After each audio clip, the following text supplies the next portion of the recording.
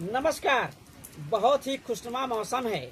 इस मौसम से मैं एक संदेश देना चाहता हूं, जिससे कि आपका जीवन बहुत ही बदल जाएगा। संदेश यह है कि हम सभी कई बार श्री कृष्ण लीला को देखे होंगे। उसमें का एक दृश्य मैं आपको बताना चाहता हूं कि जब श्रीधर को वृंदापुरी राजा के पास बेड़ियों में जकड़ करके लाया जाता है, तो श्रीधर को कहा जाता है, श्रीधर तुम मेरा गुणगान करो। लेकिन श्रीधर कहते हैं कि मैं सिर्फ भगवान का गुणगान करूंगा, अब आपका नहीं करूंगा। वृंदापुरी का राजा कहता है कि मैंने तुमको राजगुरु राजकवि का पदवी इसलिए दिया था कि तुम मेरा गुणगान करो। लेकिन श्रीधर कहते हैं मैं ऐसा अब नहीं करूंगा। तो वृंदापुरी का राजा ये आदेश देता है कि इसको उसी सीढ़ियों से ढकेल दिया जाए जहां से इसके भाई सुदामा का ढकेला गया था, और ढकेल दिया जाता है।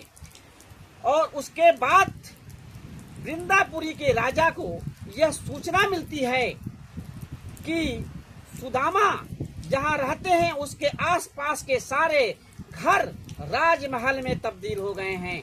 वृंदापुरी का राजा पूछता है ऐसे कैसे संभव हुआ। उसका मंत्री कहता है कि यह सब सुदामा की वजह से संभव हो पाया है। वृंदापुरी का राजा आश्चर्यचकित होता है, सुदामा की वजह से? कहा हाँ महाराज, सुदामा की वजह से। कहा कैसे? कहे देव विश्वकर्मा जी ने स्वयं आकर के सभी घरों को राजमहल में बनाया है। क्यों?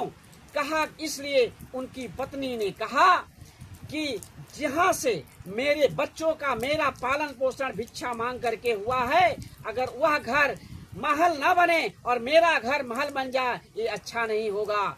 इसलिए पहले उन लोगों के घरों को महल बनाइए, तब मेरा घर महल बनाइए। उसके बाद यह सुनता है, आश्चर्यचकित हो जाता है। तो मंत्री कहता है कि महाराज, ये आप जो देख रहे हैं इसका कारण आपका अभिमान है। आप जब शराब के नशे में होते हैं तो आपको कुछ भी दिखाई नहीं देता है, आप मदमस्त रहते हैं। ऐसा क्यों बोला? क्योंकि महाराज कहते हैं कि मुझे क्यों नहीं बताया गया कि विश्वकर्मा जी आए हैं। तो महाराज इसीलिए नहीं, आपको बताया तो गया, लेकिन आप नशे में थे। आप इतने नशे में थे कि आपको जगाने पे आप भी उठ नहीं रहे थे। तो इसलिए हे महाराज, सबसे पहले इस नशा को दूर करिए। इन जो अप्सराएं हैं इनको अपने आप से दूर करिए। जब आप इनसे को दूर करेंगे तब आपको सच सामने सामने दिखाई देगा। और उसने पछताता है कि मैं ऐसे ब्राह्मणों का अपमान किया जिन्होंने मेरा ज्ञान की पर्दा हटाने की कोशिश किया। तो मंत्री से कहता है मैं इसका प्रायश्चित कैसे करूं? तो मंत्री कहता है ये जो नगर है वृंदापुरी, इसको सुदामा नगर घोषित करिए और उनको राजगुरु राजकवि का पदवी दीजिए, यही आपका प्रायश्चित है।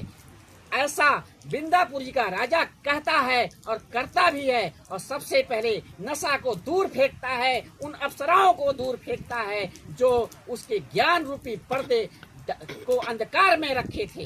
तो आपके भी जीवन में जो भी आपका नशा है, जिससे कि आप भ्रमित होते हैं, जिससे कि आपका जीवन बेकार में जा रहा है, ऐसे नशों को दूर करिए जिससे कि आपका जीवन सुखमय बीते। एक हमारी देहाती कहावत है, जन्म की उधरी जब से सुधरी तब से सुधरी। जब से आप अपने जीवन में सुधार लाएं, उसी समय से आपका जीवन बहुत ही अच्छा बीतेगा। यही संदेश इस खुशनुमा मौसम से, खुशनुमा समय से आपको देना चाहते हैं। इस वीडियो को शेयर करिएगा अगर अच्छा लगे, जिससे कि बहुत से लोग आप धारण करें। धन्यवाद।